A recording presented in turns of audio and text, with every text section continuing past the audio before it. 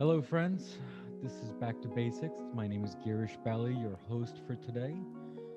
Today's a little exciting. Today we're talking about, interviews. We're talking resume writing. We're talking what's in the market, what's not in the market. So it's a little something different that I have come up with in this show. In the first two shows, they were all about entertainment and art and everything else. So let's go to the realism side of things today. And so we talk about real life per se, and let's go back to the basics of that. So today my guest is Nicole Rad, and she's an amazing resume writer. Hopefully, you will appreciate her when she talks and gives you examples of that. And now we're going to be inviting Nicole. Nicole, how are you? Good, good. Thank you. How are you doing? Very good, very good. This COVID has made you depressed, or in a positive way, or which angle are we should be going to on this?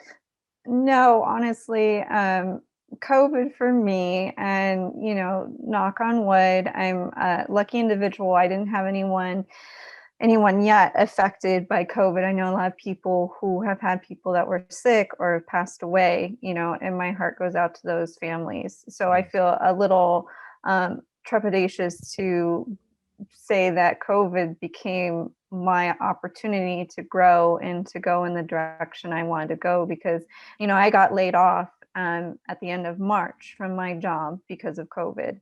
But I just saw that as an opportunity to, build my business. And that's kind of where I've really been, the space I've been in, and just trying to thrive with that. Okay, okay. So Nicole, we're gonna talk a little about a small journey of yours. Yes, you got laid off in March, but I'm pretty sure you were something else, and then you ended up something else. You want to talk about that? That where this passion and where this creativity came from for you? Yeah, absolutely. Yes, I was something else. I was.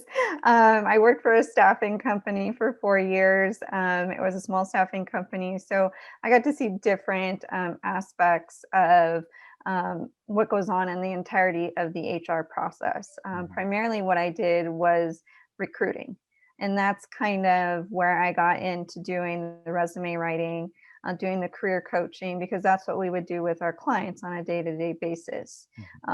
Is you go through the recruit, you bring them in, and unlike a typical HR person that works for a specific company, recruiting only for that company, we were recruiting applicants for all different kinds of companies, all different kinds of industries.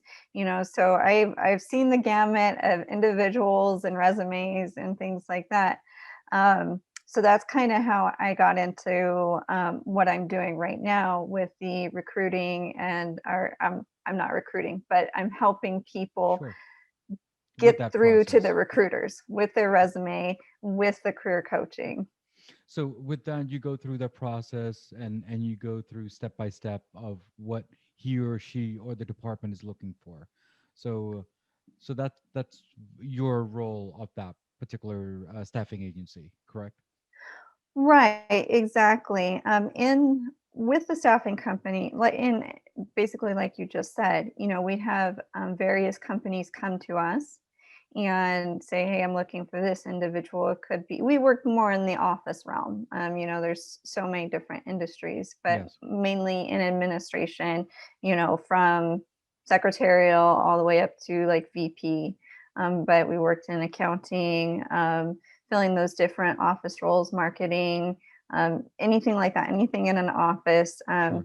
So that's why I said I've had that variety of experience, not only working with the different candidates, but working with the different resumes, writing the resumes, because every time we would send one of our candidates out to a company, generally speaking, I was tailoring their resume Mm. because unfortunately, when you're writing your own resume, you kind of get lost in Sure. your own head and your own experience, and you never know, well, should I put this down? Is this too much? Is this not enough? Is Sure. this Sure. important? I feel like that's important, Yes. so Yes.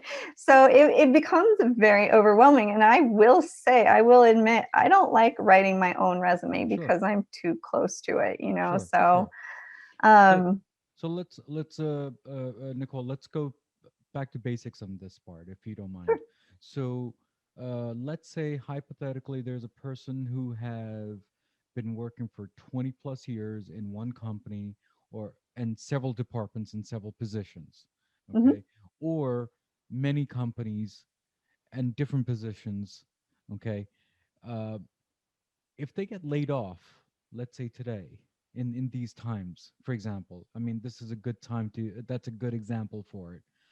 So will they say that, do they need one page of resume, or do they write two, 3 pages and 4 pages of their whole life in those 20 years? Right, right. So I did an entire video addressing that exact question. Generally speaking, if you're doing a resume, you're looking at 2 pages. It's okay if it goes to 3, but what people need to understand is those back pages, the second and third page, is where I would say the least important information goes. And what I mean by that is that's usually like your oldest jobs. You may have been with a company for 20 years, and you possibly could have worked the same job. If that's the case, you're not going to have a 3-page resume, but generally speaking, people with a company for 20 years will have various levels of which they've achieved through that company. Well, they don't care. Your next employer isn't usually going to care about what you did at the beginning of your 20 years. Hmm. The exact thing happened. I had somebody who had been with a company for 16 years, and they started in doing without giving everything away, but they started working like restaurant, um, and they were able within the company to move up into a much higher level position in entertainment. So those two had no relation to each other anymore, and the job he was looking for had nothing to do with restaurants. So it's going to be on the very end of the second page. It's going to be minimal bullet points because the recruiter isn't really going to need that information, but you include it because you've been consistently with the company for 16 years. So what I have found out from other people, it's more of a myth question. And Nicole, if you can help me out with that, is l- for example, for taxes, we can't go above 7 years, right? Do we take the same rule for resume writing also, that you can go beyond 7 years of your career, even though that you've been in the company for, say, let's say 20 years, and then you just take the top 7 positions you've been there? So, yeah, that's a great question. That does confuse people sometimes. So, what we say actually generally is 10 years. So you want to limit your resume to 10 years. However, the caveat to that is if you've been with a company for 20 years, you want to be able to denote that you were with that company. You had that loyalty, that stability. Employers like to see that because that's much harder to find these days. Hmm. So you want to denote that you've had that time with the company. So you would, in that instance, leave on the entirety of the 20 years, even if you've worked different positions within that company. Hmm. So you can show it. It's like a badge of honor, basically saying that I stayed with this company for X amount of years. But if it's So different jobs, then it's just 10 years. Nicole, so in a resume, um, do we need to write general, um, let me see, general descriptions on the resume to increase the chances to get hired? I actually just ran into that with somebody's resume, and I told her, I said, "Look, these are great, but it doesn't tell me what you've done." Saying leader in management is swell, but if you tell me manage 35 plus employees, okay, now I know that you've actually been a manager of 35 plus employees. Leadership and management is ambiguous, and that's just an example. And a lot of people put that on their skill section in a resume, but it doesn't tell me what you've done, if that makes sense. It's just kind of like arbitrary words. So basically, you are saying a company name XYZ, position so and so, and then the bullet points of what you have done within that company. Is that correct? Right, right. And so there's different parts to a resume. The part that I harp on the most is the skill section, which usually should be on the first page. What you're talking about is when you get into the experience section. And yes, you definitely want to be specific in that section. Your first page is almost like a summary page. It kind of lets the recruiter know, okay, this is their education, their skills, the basics of this person.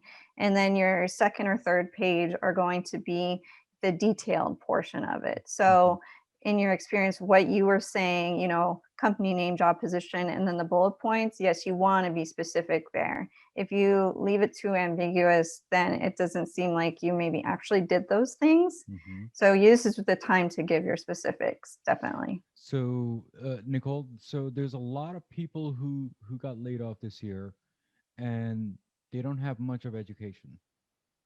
They have Mhm. been dropped out for many years. Now, the other caveat is they're going back to school. That's a separate story altogether. But what would they write in their resume? How would they sell themselves? Because they've been doing this for years, right? And now the way people are looking for people, they want certifications, they want uh job stud education and all that stuff. So how important is that, or experience actually talks more than education? Right. I'm glad you brought that up. Without giving away any insider information, a very large company that's located here in Southern California, um, I found out through an internal employee, is actually having conversations right now about how to shift the way that they recruit. And it has been in the past, like you said, there's been a big emphasis on education, which is great. I have my master's myself because I worked under the premise the more education, the better candidate you're going to be. However, once you switch into that recruiting position, you realize you can buy education, you cannot buy experience. You just have to put in the time. And some of my more favorite candidates were those that had the time put in, they had the experience. Because as anybody knows who's done a job for more than a year, there's some things you can only learn through experience. Yes. And so falling back to this company I was talking about, they're actually reshaping the way that they recruit to start looking at the experience value more than the education value. Hmm. So, friends, I just wanted to give you an insight, which I found out a couple of months back. Now, a person who does not have education or any type of certification, you can take a whole bunch of experience, work experience on your resume, and you can submit it to Thomas Edison University. Thomas Edison University runs down your resume and writes down that what type of credits could equivalent to the college credit. And Mm-hmm. that is, I'm pretty sure there must be other states doing the similar things, but I only know the one which is in Thomas Edison. There might be others. So if you want to comment on this YouTube feed and let me know if there's others, and let Nicole know, so because we can make other people aware that these institutes are here to help people out. They're not here to say if you have no education and you have more work skills and you're a useless person. You're not. Make yourself valuable. Let's go with that. So, Nicole, on your side, on California side, is there something like that? Any institute with that? Well, and I was going to say, let me hop on board with what you're saying. Actually, well, I know I'm seeing commercials about with University of Phoenix is kind of doing the same thing. Mm-hmm. So you can take your experience and put it towards college credits. Yes. And when I was doing my master's, I was able to take my work experience and apply that towards some classes. So I was able to get into the accelerated program. Mm-hmm. So that I don't know if that's kind of what you're talking about. Mm-hmm. It sounds pretty similar, but schools are doing that where they recognize individuals' experience, work experience, and you can apply that towards college. Yeah. So So let yeah. me give you an example. I mean, it's not really true, obviously, but if you take my resume, I've been in IT for the last 20 years. So so if I give my resume to Thomas Edison, Thomas Edison will say, you have computer course 101 and 102. I think you've done enough. I think we'll give you 6 credits. Hmm. So I'm talking about in those terms. Hmm. You have 20 years experience. I don't think you need English 101. So Right. it's one of those things that they will help you towards the graduation of your um, whatever the career that you choose. So I think resume writing is very important, and it has to be detailed, so then they can give you credits the proper way if education is not there. And obviously getting a better job on the other hand would be helpful too. So Nicole, one more question on this, or several questions, or one of the questions. Sure.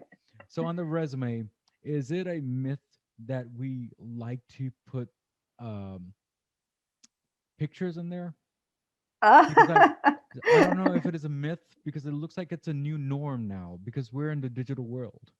So because I'm in old school, so I need black and white and giving out to people. But obviously we're in email form, which is black and white, right? But Mhm. how important is it to put picture in there? Well, that is so funny that you brought that up. Again, something else I've touched on in one of my videos, and it was particularly towards Snapchat pictures. You would not believe how many resumes I saw come through with Snapchat pictures or the Instagram filters, people with their like dog ears. Please, people, don't do that. You're trying to apply for a professional position. Don't put dog ears on your photo. But as far as pictures in general, I've had it on my resume in the past. I don't recommend it now, and here's why. And we're going to get kind of into um, some nitty gritty stuff here. But your resume is your first impression. Um, as much as like here in California, there's a lot of protections for employees, potential employees, called protected class. And anyone who knows anything about that, that's your age, your religion, your race, your gender, marital status, all of that. That's off limits. Employers can't ask it. I mean, some of that stuff becomes obvious as your name or when you meet or whatever. But what you want to do is you want to do as much as humanly possible, provide the recruiter with just your experience. You don't want to give them any reason to create a bias. And unfortunately, recruiters are people. And a lot of times that happens, right off the bat. And if you put a picture up there, in some ways you can be negating your experience, and it could be anything. It's just because as humans, as soon as we see someone, we're already creating stereotypes and biases and things like that. So and with social media and things like that today, if they really wanted to, they could go and look on your social media and find pictures of you, but don't make it easy for them. Okay. Just don't put your picture on there. Just let your experience speak for itself is what I'm really trying to get at. Let them go, oh great, look, they've had 15 years of IT experience. They can do all this coding. That's what my company's looking for. This person's going to be great. And that way they call you, and we're not looking at a picture and going like, oh, I don't know. I'm throwing this out there. This isn't me, but like, oh, Sure. I don't like bald guys or something. Like you need, and a lot of this stuff can be subconscious too for the recruiter. You don't even realize it. So long story short, just I would not put your picture on there. They will see you eventually. just don't put it right in the forefront. So if you do that, that's more of a stereotype that it's already there even before talking to you. Right, exactly. Like I was saying, you don't want them to create stereotypes. You don't want them to create biases because at the end of the day, the reason we have these protected classes is it's not supposed to matter what the shell looks like. It Hmm. just matters what is inside the shell. What is the experience? What's the Hmm. knowledge level? Because that's really all that matters when it comes to doing a job. I Yes, had so yes. many people that had the issue with age. They kept saying, I feel like I'm being turned down because of my age, which is another reason that you don't want to put more than 10 years on your resume. If you start putting things like, oh, I started working in 1980, okay, well, then I know about how old you are. And some companies may say, oh, I want somebody who's going to be with me another 15, 20 years. Is this person going to be with me? Hmm. From my side, I love the people with experience. And I felt so bad that these people were struggling because their experience was so invaluable. Yes, yes. So, but anyway, yes, no pictures. Okay. So Nicole, so let's say if I wanted to send a resume to you, right? Mhm. Would you want that on a doc form or a PDF Well, for me, a document form, just because of how I operate. If you have a resume already, then I can kind of go in and tailor it. Versus if I have to build one from scratch, form? Oh, I so personally end up so charging more. So, let me rephrase that question. If I mhm. wanted to send it to an employer. Mm, got it. Yeah, PDF, because you don't want when you send in a Word document, depending on the program they're using, Hmm. sometimes it can move your margins and things around a little bit. Yes. And what looked great on your screen looks like a mess on their screen. So PDFs won't move. It's like stone. So I think the reason why I brought this up is a lot of people the reason why they do PDF and send it to employers is because of security reasons. Because if it is a doc, you can modify whatever I've done or you're done. In PDF, it's very hard to edit that. Is that a true statement? Right, exactly. I mean, I don't know about the security factor of it. I don't know that there's any recruiter that would want to take the time to mess with your resume, because most recruiters are getting, hundreds of resumes a day. They barely have time to look through them, let alone do anything to them. It's just cleaner at the end of the day. That's what it comes down to. It's cleaner and it can't be edited. It can't um, change itself on you. So basically, the resume writing should be black and white, no graphic pictures, no graphic designs in there. Just plain old black and white would be just fine, correct? Right, exactly. Like I tell everyone, generally speaking, you have about 30 seconds with a recruiter.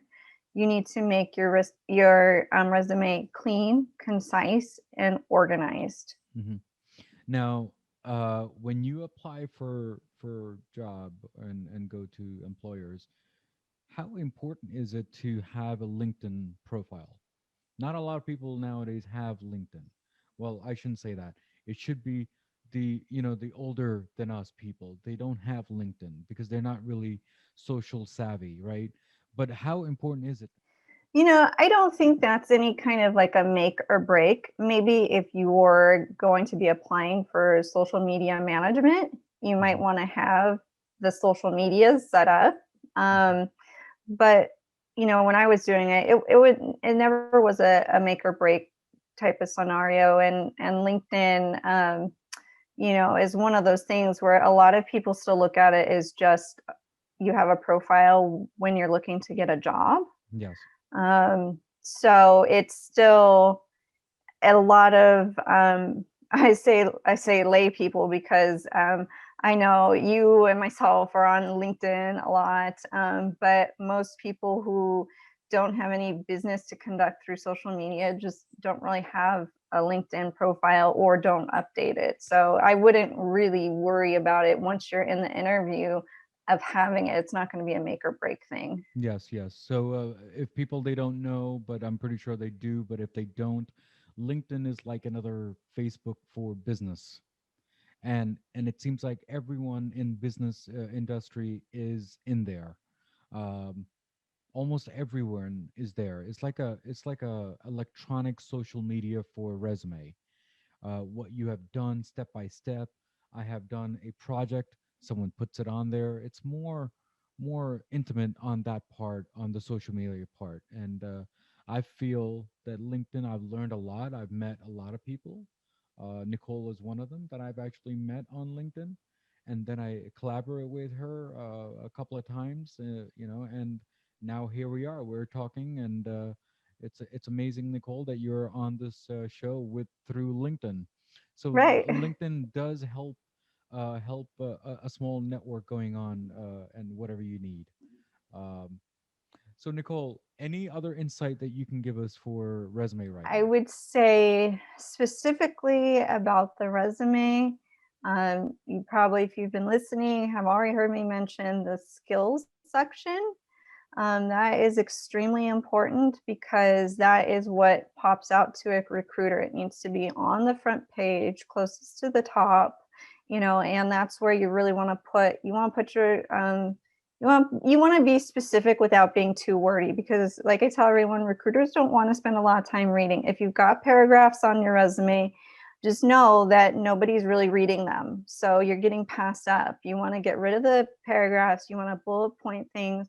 Like I said, you want to be as concise as Yeah, possible, yeah, as well as providing the information the recruiter needs.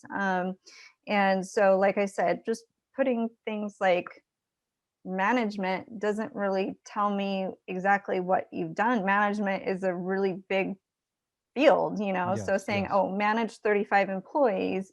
Okay, well, that tells me a little bit more. That's more tangible. That's more of what we call a hard skill, you yes. know. Um, so that is something I would say is quite important, Hmm. is your skills section. Make sure you have that. And if you've got paragraphs, get rid of them. Okay. So Nicole, any last word before we end this call today? Last words. If there's anyone, for the people who are listening to this, I know you're probably looking for jobs. I would just say keep your chin up, keep going. You are going to probably face some challenges through this time. Um, I, it's just tough right now with the pandemic. We're facing an economic recession. People are thinking about hiring and then not hiring. There's just so much uncertainty going on. You're going to feel exhausted at some point. It can be a very demoralizing experience when you are applying over and over and over again for positions and not hearing back. But I just say keep going. You will get that position. Just chin up, keep going. Yes, that is true. That is true. So Nicole, thank you again for joining this show, and hopefully you will keep on returning if I invite you again. But thank you again for coming here, and it's an honor to for getting you on the show. Absolutely. Thank you so much for having me. I enjoyed it. Thank you. So guys, this is Girish Bali at Back to Basics. Now, what have we learned about resume writing? Resume writing is more about uh, res- uh, ability, personality you want to bring out on piece of paper. Um, so that's what we did. And I want to do a quote of the day today. The quote is build your own dreams and someone else will hire you to build theirs. That's by Farrah Gray. I hope that has taught you a little lesson. Just like what Nicole said, put your chin up. I know it's tough times, but we will eventually get there. um, with COVID or without COVID, jobs will come and jobs will go, but still keep your chin up regardless, whatever it is. And as always, at the end of the episode, I always say everything in life goes back to basics, and that's what we did today with the resume writing. Thank you. Next week's episode on Back to Basics. Now we're doing what we can. So I think it's all here to stay, my friend. I think it's all about that conversation. You never know where a conversation can go or where it can lead you. And that's why I always encourage people to take that meeting, to take that conversation, whether it's 10 minutes, whether it's 30 minutes or 2 hours.